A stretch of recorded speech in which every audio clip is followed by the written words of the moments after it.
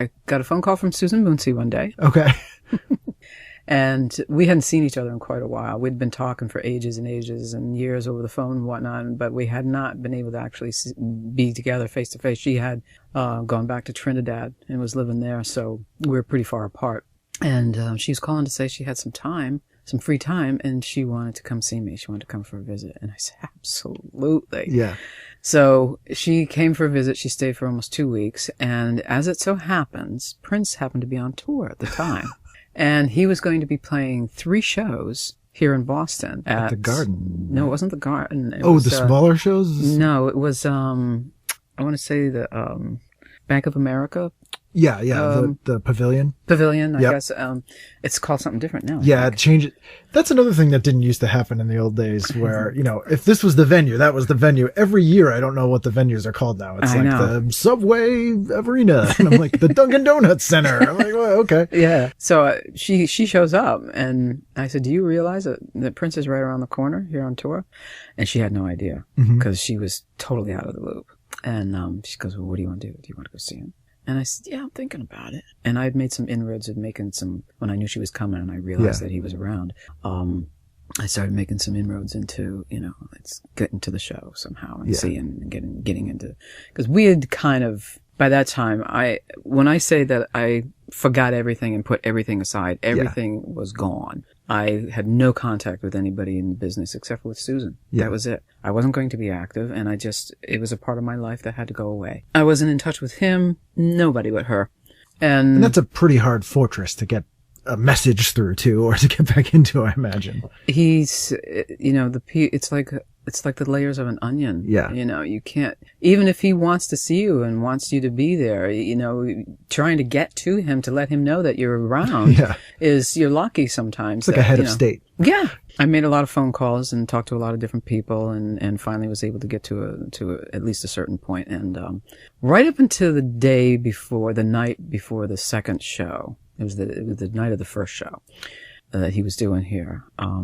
We'd had a few people over for dinner. Susan is a fabulous cook, and she'd made this wonderful, wonderful curry dinner. Oh, very nice. Oh, my God. I never eat curry dinner unless she's cooking it. Yeah. And so we had a few friends over, and it was a fabulous night.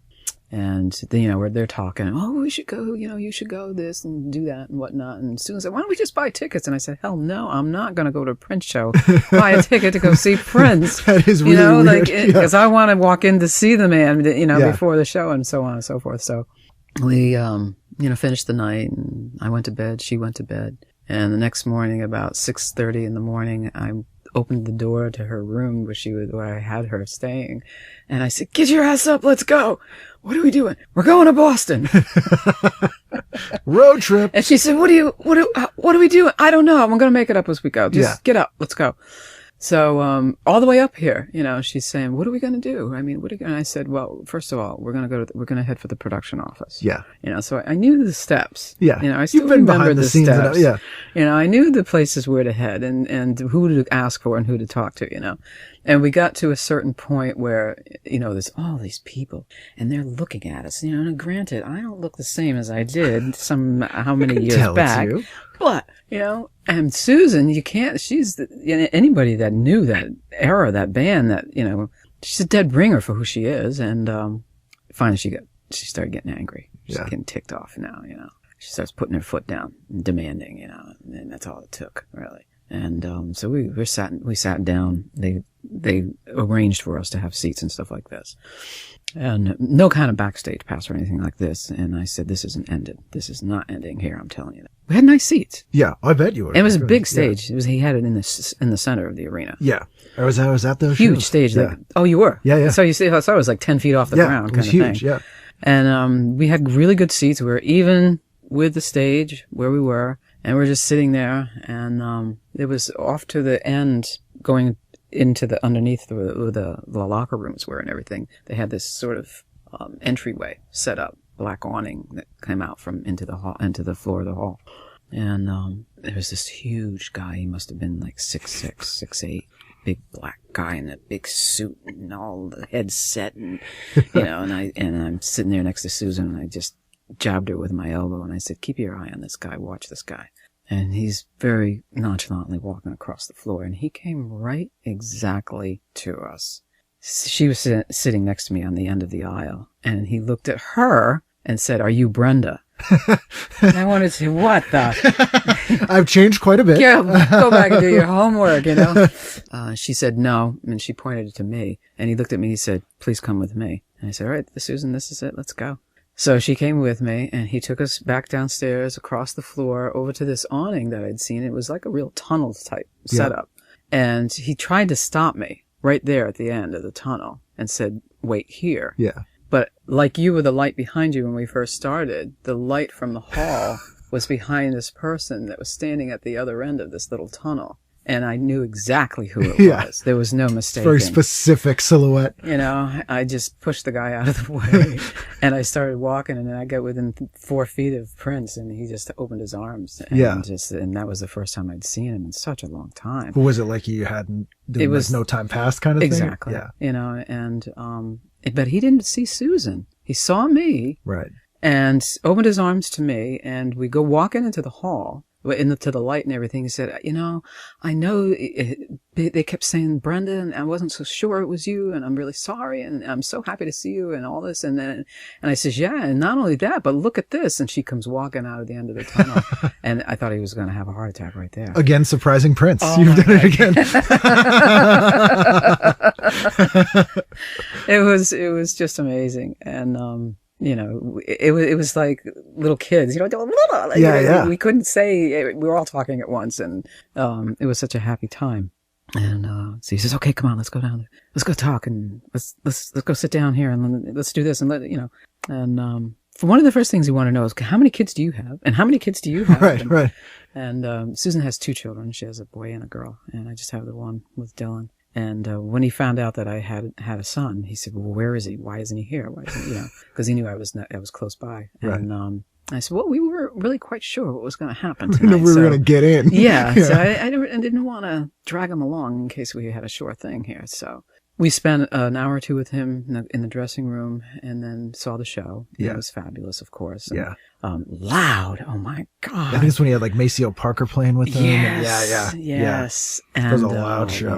Yeah. Yes. It was excruciatingly painful. Yeah. And when we saw him later on that night afterwards at the after party thing that he wanted to know right away, "Well, what do you think? How did it sound? You know," and I said, "You got to turn it down. Man. I have no idea." I said, "That was painful. I had to find somebody that had cigarettes." Yeah. And I borrowed 2 cigarettes and broke the filters off and stuck them in my ears. But he wanted to meet Dylan in the worst way. Wow. And I said, "Well, you know, you do have one more show." And he said, "I'll take care of it." He set us up in a hotel for the next night and sent a car down to pick us up. Wow. So not a blue limousine. Not a blue limousine. It was a black one. Yep. And so I knew this was going to happen, and I had said to Dylan, I said, "You need to come with us. We're going to go to Boston to see a show." I didn't tell him what kind of show it was. How old was he at this point? I think he was like 10. Okay. I think he was somewhere around 10. And I said, "I'm not driving. We have a ride. Somebody's going to pick us up." "Oh, okay." And he was just, "That's cool." Yeah. Okay. You know, and so the guy that had the driver call me from a cell phone when he got there, and I was sure to be the one out in the yard first when it was time to go, and to see the look on my son's face when he came outside and saw a limousine sitting there. Yeah. And he just couldn't believe it. "Mom, that's a limousine." "I know. Is that our ride?" "Yes, it is." "Did we win something?" And he said, "Oh my gosh." So I said, "Come on, get in the car." So he gets in the car, and his grandparents live a couple of blocks away from us. Yeah. "Mom, can we go by Nanny and Papa's? Can we show them this car?" And I said, "Yeah, sure, we got time." So I had them go by, and they were thrilled to death. They had no idea. They saw this big limousine pulling up in front of the house, and they were like, "What is this?" And they saw Dylan and I getting out of the car. They see a driver get out, and then they see him opening the door, and we get out, and they Is Ed McMahon going to get out? Did we win Publishers Clearing? And we went up to the show, and it was when we were at the show. On the way up there, Dylan was funny. He got in we start heading down the road, and he sits in the back, and he stretches his legs out, and he crosses his arms in front of him, and he looks back at me. He looks at Susan on the other side, and he goes, "I could get used to this." You know, and Susan and I both at the same time said, "Well, get your education and get a good job, and you can own one of these too." Yeah. So it was on the way up there though. I told him, I said, we're going to go see Prince. Prince? I said, yeah, have you ever heard of him and heard his music? And he says, yeah, I think so. And I said, well, that's where we're going to go here. And he said, oh, I used to work with him. What? And so I told him a little bit, but I didn't tell him too much because I wanted him to just see the music. Yeah. So we saw the show. We didn't get to see him before the show this time around. However, he arranged for us to be at the aftermath, at the after party again as well. And I don't think I ever knew the name of the place that he had hired to have the after party. I think it was Avalon, maybe. Or it was a club. It was a big club downstairs, but there was a whole private section to it. That was upstairs where you could look out over, and they had separate rooms. There was a separate bar. Yeah, that's Avalon. Yeah, okay. It was on 2 levels. Yeah. Okay. Yep, on Lansdowne Street behind the Fenway Park. Okay. Yep. And we got there, and we were upstairs, and we were playing pool, and one of the rooms had a pool table. And Prince came in, and Susan and I could have jumped off a bridge. Yeah. For all he knew that we were there anymore at that point. He made a beeline for my son, stuck his hand out, introduced himself, and Dylan introduced himself back, and that was it. Prince dominated the time with Dylan the whole rest of the night that we were there. And we were there like 4 o'clock in the morning. Yeah. And he was just talking a blue streak about music and about this and about that, because my son... one of the reasons of going off the road is that I wanted him to, if he was going to have any involvement with music, I wanted him to find the music, or the music to find him. I didn't want him going the family business. Well, I didn't want him growing up, he heard me playing at home. Yeah. Kind of thing, like I did with my parents and stuff like that. But I didn't want him knowing anything but being backstage all the time growing up and, not real world experience. Yeah.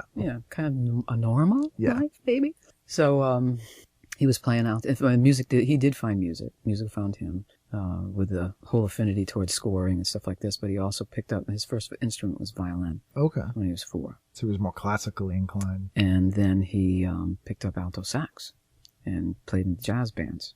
And when my mother passed away, she left her piano to him. And he took lessons for 2 years. And he still plays piano to this day. So he did get involved with music. So when Prince heard that he played alto sax, he turned around and looked at me.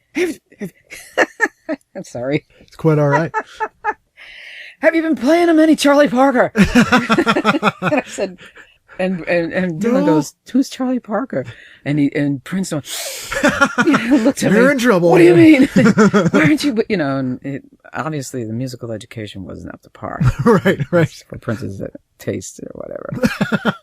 And but we had a great time, and throughout the whole conversation, Susan and I were off to the side, and we're watching, and we're carrying and doing whatever we're doing. But I was also trying to listen to what was going on there too. I was very interested in what the conversation was about, and there was whatever was being talked about. I all of a sudden heard Dylan say to Prince, "So, is this what Mom's life was like? Yeah, this is what it was like for her." And Prince just kind of looked at me and looked at him and said, "Yeah, this is the kind of life that she lived." And it kind of finally came home to Dylan a little bit more this was after a real being thing. there. Yeah. Yes, and seeing a show and being, and he'd never been to anything of that like that. He'd been to the circus, but not any kind of a musical thing like this. It's like finding out your mom was a superhero or something. It's like that's a whole double life kind of thing when you see that. Yeah, you're right. So then he was cool with it after that. Well, he was cool with it, but he still, after we went home, it was back to him being in his own environment. Yeah. So, and because I wasn't active doing anything, he didn't really have much to say about it than the fact that he thought it was cool. Yeah. I thought it was cool, Mom.